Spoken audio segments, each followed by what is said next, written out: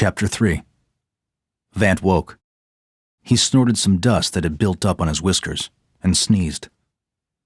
He scraped crust from his eyes, and when they regained focus, he oriented himself to his environment, including the bed of bones on which he lay. In his blackout, he had been deposited in death's tortuous tunnel near the entrance to the cavern. The carved faces of misery surrounding him gasped for breath. Ugh. Anyone else hungover? Vant asked them. He assessed his condition. Hands healed, teeth back in, no unsealed holes in the skin. All essentials appeared to be in working order. Could use a haircut, though. Definitely a shave. He ran his fingers across his neck and tickled his battle scar. It served as a staunch reminder that something horrid, that death, had in fact cut his head off. Several failed attempts to right himself on the pile of corpses caused the scraps to displace. Among the depths of decay, he noticed a twinkle. It was a familiar and very welcome sight. A corpo capsule. He dug into the heap and unearthed a pellet. It sparkled green when cleared of a coat of grime. Vant shoved it into his mouth, but there was no saliva to help him swallow. He spat it out and scrambled through the bones looking for another pill, which he soon found. This one sparkled blue. He popped it into his mouth, bit down, and enjoyed the greatest sensation he had known in ages: moisture. Vant savored the luscious wetness of the capsule as it worked its miraculous science inside of him. Blue corpo capsules, when ingested, sparked a controlled reaction which bonded the hydrogen and oxygen present within the pockets of a living body to create water. With his thirst quenched, he tried the green pill again. This time it slid down his lubricated throat. Sheer bliss. Energy capsules were packed with synthesized proteins, vitamins, amino acids, and a high volume of calories to provide nutrition and restore vitality. The topper was a gas that expanded inside the stomach to create the satisfaction of fullness after only one dose. After this feast of a lifetime, or a few lifetimes in Vant's case, he shoveled through the heap in search of additional flickering treasures. The remains contained a hidden stockpile of corpo capsules scattered among the expedition gear of the dead. He connected the dots in his mind. The adventurers who had traveled this far into the wasteland would have required nourishment, and unlike Vant, not everyone had the convenience of immortality. Light and portable, corpo sustenance and moisture pills would have been the best solution. With only a grip of them, a traveler could sustain life for months, even years, instead of having to lug around a perishable supply of food and water. Had Vant been given notice that his trip would have gone on for so long, he too would have carried a supply. Readying to depart, Vant discovered his satchel beside him. He noted how polite it was for Death to have wrapped up his weapons. But he didn't pack me a lunch, Vant thought. The capsules would suffice. He tossed an excavated handful into his pack and set off. As Vant approached the exit, golden sunbeams poured in from the world outside. His prolonged sojourn into the darkness of Death's cavern had made him alien to the light. He shielded his eyes from the sting of brightness and crawled out onto the surface. He inhaled his first breath of fresh oxygen. The unexpected purity of the atmosphere, in contrast to the stale air underground, caused him to gag. Dust and muck poured out of his nostrils. He coughed up mucus and dried blood, heaving until his lungs were finally functioning again. Vant stood. He stretched his atrophied limbs and let the sunlight blast him in the face. The sun's cleansing rays ran over his skin. Sweet liberation hugged his heart as he stepped away from the hole. After so much time shackled to the will of the curse, he again had the ability to walk wherever he wished. As promised, Death had calmed the malady. Vant celebrated by moving in any direction he chose. He even hopped backward a few times, just for kicks. His first nibble of free will in ages tasted so damn good. Yet along with the newfound freedom came significant confusion on what exactly he had agreed to, or what he had been forced to agree to. Apparently, he had made some sort of deal with a demon, but he would be damned if he knew what his end of the bargain was. You will do my bidding. Death's voice echoed through his mind as he internally re-experienced the horrors of the catacombs he had just endured. Shivering from the thought, he took a firm stance against going back to ask for directions. Instead, he exercised his long-lost right to autonomy and began the journey out of the desert. He might have a new job working for Death, but right now, he would make his own choices. No scythe was being held to his neck at this moment, so he put one foot in front of the other and followed his makeshift compass, his shadow, away from Death's lair. The familiar rhythmic chant of footfalls splashed up from the desert grit. But something was different this time. The weight of his pack seemed off, and something was knocking around inside. He searched the satchel and found Death's mask. He ran the artifact through his hands. It was smooth, cool to the touch, masterfully crafted, almost paranormal in its expressionless perfection. It was the purest of white, although it did not glow as it had when worn by Death. Vant's fingers brushed across the soft, inviting texture of the underside. He inched the mask toward his face. When close, it leapt from his hands and latched onto his skin. The icy chill Vant had experienced when Death gazed into his soul returned to his body. The world became inky black, yet somehow he could still see, feel the environment around him. The contours of the sand, the outlines of the clouds, the stone and gravel. Everything took on an otherworldly, ethereal quality. Vant was captivated by his arms, which left multicolored trails in their movement. The mask was reacting to him and to the world around him, but what exactly it was trying to say was lost on him. Some bidding, Vant thought in regard to Death's cryptic guidance. He tugged at the mask, which had fused to his skin at the edges. It disconnected, but it did not relent easily. It wanted to be on his face. Vant hiked on. He rolled the mask around his fingertips and pondered his new life under Death's charge. What would be required of him?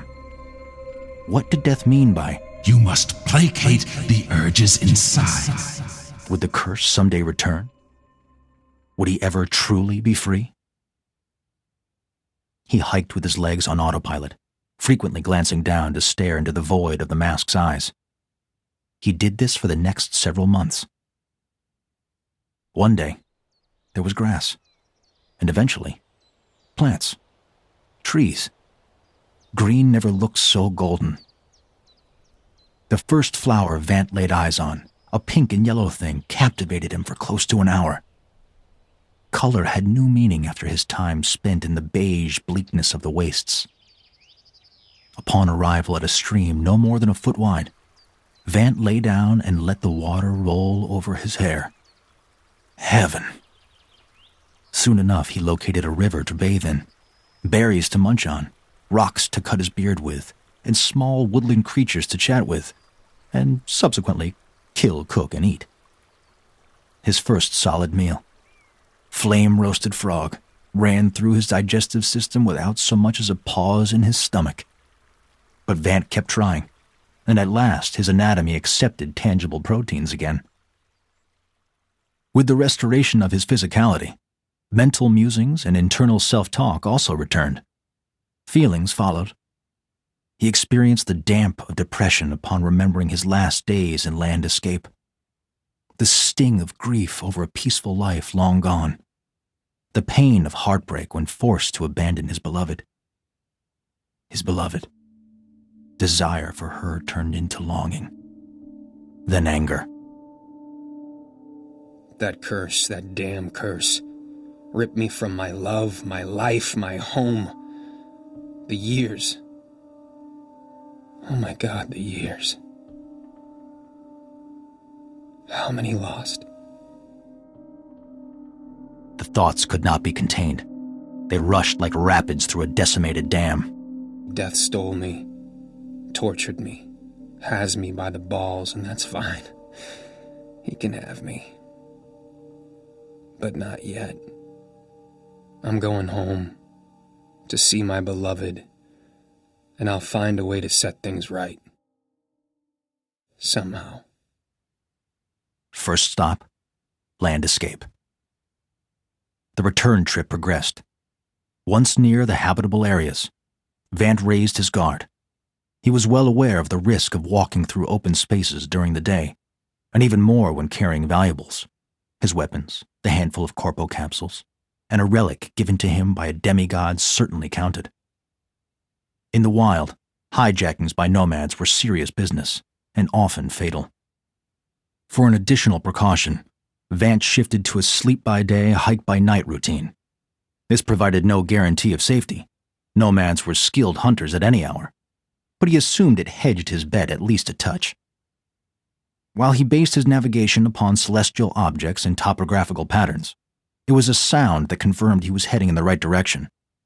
The subtle, yet unmistakable shoom of a corpo bot in flight. The presence of the bot hinted at a nearby township, one that utilized corpo and its fleet of robots for delivery services, commerce, and goods. The automatons were wondrous devices, marvels of technological craftsmanship and impressive for their versatility. They flew with immediacy, and most deliveries were done in minutes due to their efficient network of hubs. Resembling a scarab when in kiosk mode, and a praying mantis while in flight, each was constructed with the iconic brass that represented Corpo, the grand robotic city. He increased his pace toward the reverberation. While this bot was most certainly not from land escape, following its trail would lead Vant into the habitable zones, the area of land where most of civilization lay. He remained alert, knowing that the closer he got to the township the robot came from, the more palpable the danger of nomad attacks would become. Sure enough, he located the structure. Townships, from the outside, were mysteries. No one knew what treasures, or perils, waited inside. Vant had enough experience to know that land escape, the last dogma-free township, meant safety, while any other, such as this one, could very well suck him up and never spit him out. Over the years, many a wanderer had been seduced by the possibility of a warm bed or hot meal, only to fall victim to indoctrination, imprisonment, or an even worse fate. The hexagonal structure before Vant looked as if it had been airdropped into the isolated pocket of land. While the building was non-conforming to the rugged surroundings of the wilderness, the township's once white walls were now coated in dirt from a substantial period of neglect. Townships often displayed iconography to convey the nature of their prevalent beliefs.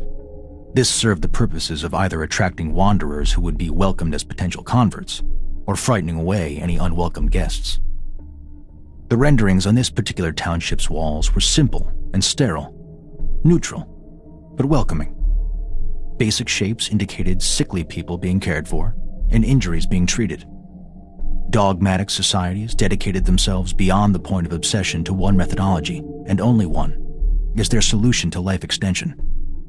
This township's dogma was clearly that of medical science as the hopeful path to everlasting life. Although its philosophy seemed sane enough, Vant was still skittish.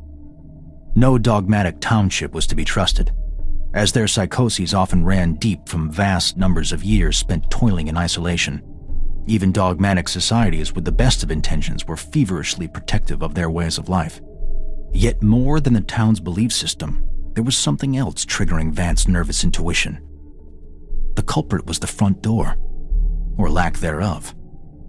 It had been pulverized, and all that remained was a mess of concrete and rubble. Someone or something had attacked this town. Impossible, Vant thought, even though the evidence was right there in front of him. His mind could not comprehend it. Wars of any kind, even small battles, had been non-existent for more than a century. Nomads, of course, were a threat to any township, but they were by nature disorganized. They had nowhere near the wherewithal to launch an offensive attack of such a scope. While another township could have been responsible, the dogmatics simply had no reason to go after one another. Resources were abundant thanks to Corpo, and land was plentiful in the habitable zones. But even more so, dogmatic societies considered contrarian beliefs to be a hindrance. As such, they all existed in unwavering, unconditional isolation. Eerier still, this place, at a glance, seemed empty. Vant listened for any indicators of life and heard nothing. He knew he should have been able to hear something, anything past the entrance, but it was silent. The indicators of conflict were far too great to ignore. Vant, who had been present for the final conflicts after the shift, knew this attack held tremendous significance. Ignoring his curiosity would have been an impossible battle. The fighter's blood within him had to see what was going on. He entered the keep. Immediately, the deeply self-important mindset of the township arose. In Media, all are cured, read an elaborate mural in the lobby. Marble-like statues displayed people in various states of sickness, with god and goddess-like saviors treating them. Several of the sculptures had been damaged, as had the wall separating the lobby from the main crux of the township. As if the invaders had carved a path right through. Deeper inside, the structure reeked of chemicals and disinfectants. The temperature regulation chilled Vant's skin. Chambers and chambers of clean rooms dotted the encampment. Each was full of elaborate devices designed to remove, manipulate, or repair human anatomy. Crystalline readouts projected intricate diagrams of the body. Many of the images showed the human form in positions it was not intended to be in, missing key body parts, or with invasive-looking devices placed inside questionable areas. Vant could see winding stairwells leading to lodgings, as well as dedicated areas for dining and quarantine. He peered down a hallway filled with laboratories where behind the glass of each room, he could make out mechanical devices for the purposes of experimentation.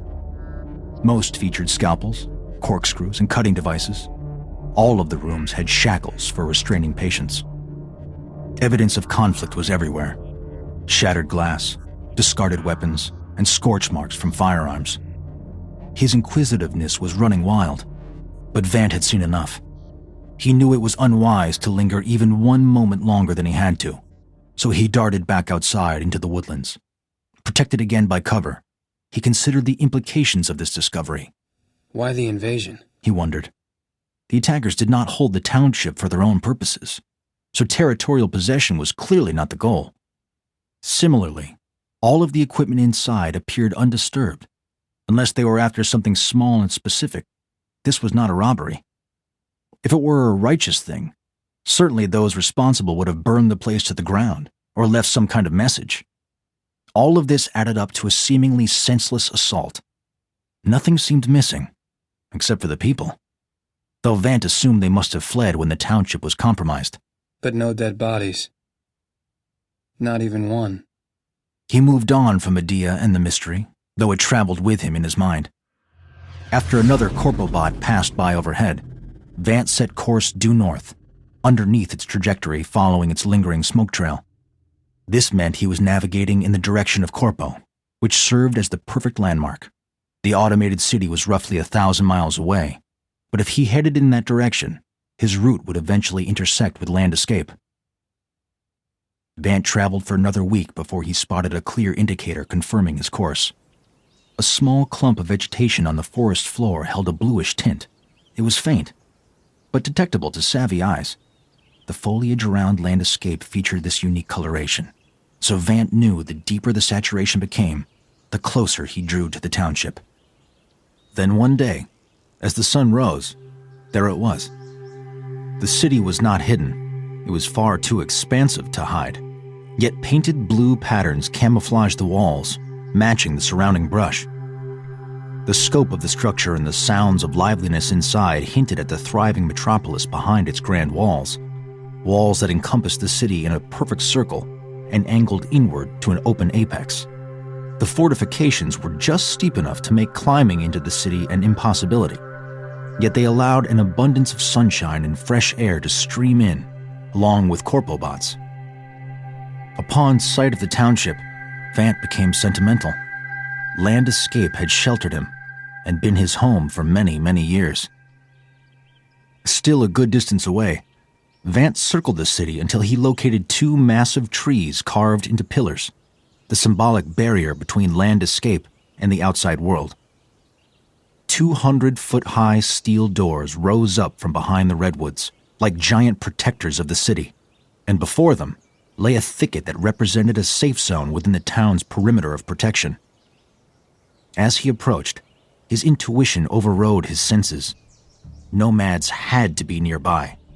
This was their way, lying in wait for travelers arriving to the city or pouncing on deserters leaving it. Vant stopped, lowered himself, and scoured the surroundings. Nothing. He had to get to the protected area somehow. The savages would know better than to cause trouble within the perimeter, as bored city snipers could be itching for some target practice. An idea came to Vant. He quietly tucked into his satchel and located Death's mask. Let's see what this thing does when there are people around, Vant thought. He put it on. Ice coated his insides as the mask bonded to his face. The environment shifted into darkness, as it had in the desert. The bluish greenery turned ghostly black. But Land Escape, it was different.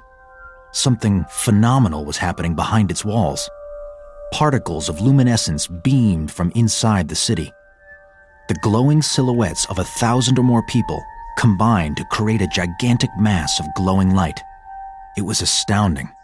Beautiful, even to Vant, who rarely appreciated beauty.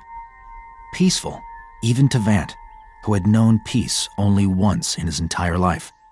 He was entranced by the ripples of light that moved through the township, but he managed to pull his focus back to the forestry surrounding the city. Sure enough, Vant could identify the glowing shapes of nomads concealed among the brush and branches. Right there, he thought, noticing a weak spot where the concentration of bodies was thin. That's my way in. Vant removed the mask and took a steadying breath. He sped through the unprotected pocket and crossed into the open.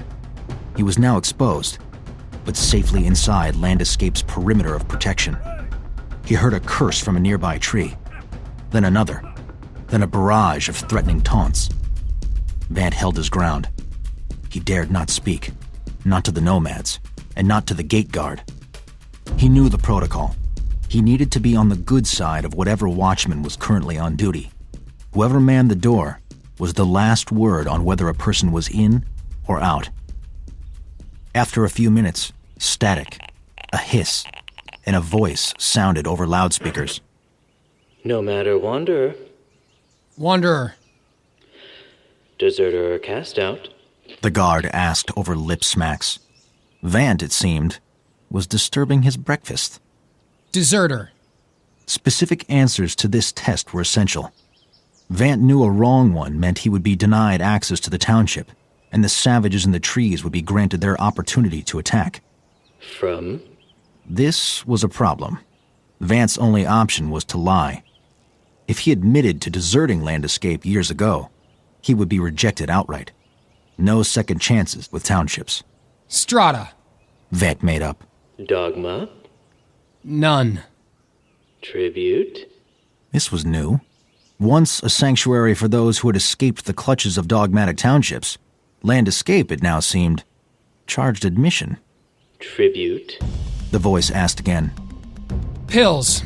Corpo capsules, like a handful or so. Branches rustled in the nearby trees.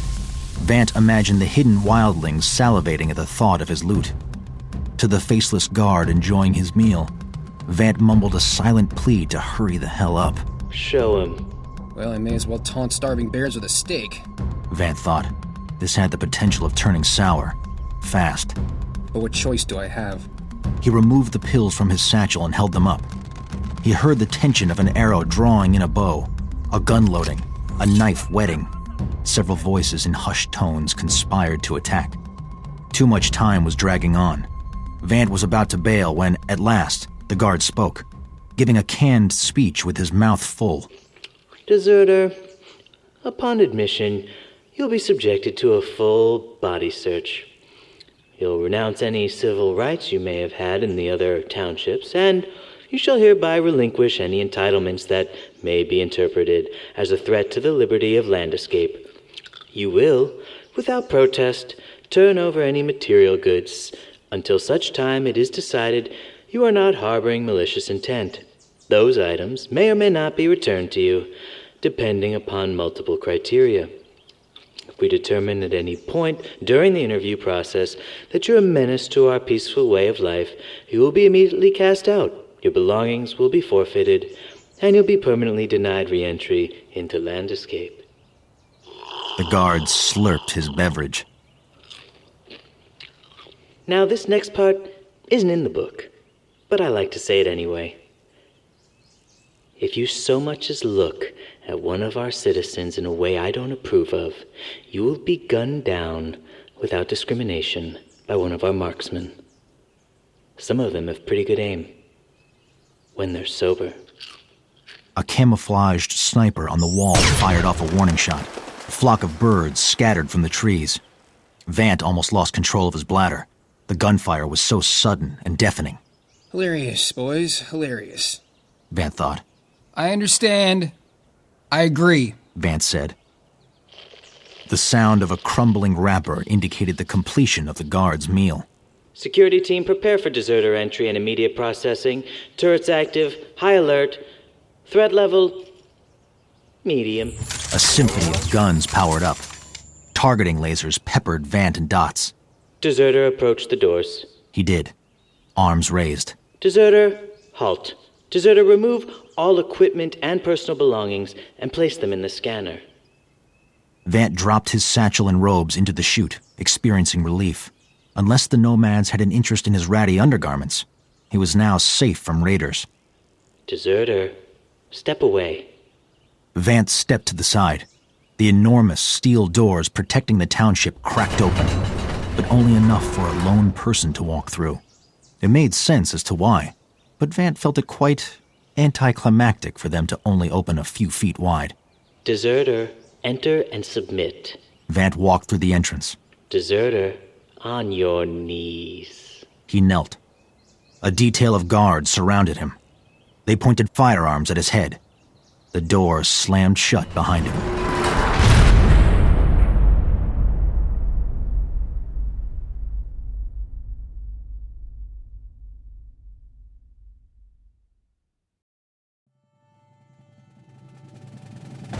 This is the author, Nicholas Ryan Howard. During this brief intermission, I'd like to personally thank you for beginning your journey into the world of Mortal Enemy. This audio experience was independently created by over 100 talented souls, and on behalf of the entire cast and crew, thank you for choosing to spend your time with us. Currently, this production is ad-free, so if you'd like to show your support, you can do so by telling a friend about us, or two, or maybe even three if you're feeling up to it. Just go ahead and tap the share icon in whatever app you're currently listening in and send away.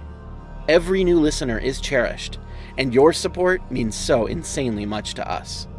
Thank you again, and enjoy the rest of Mortal Enemy.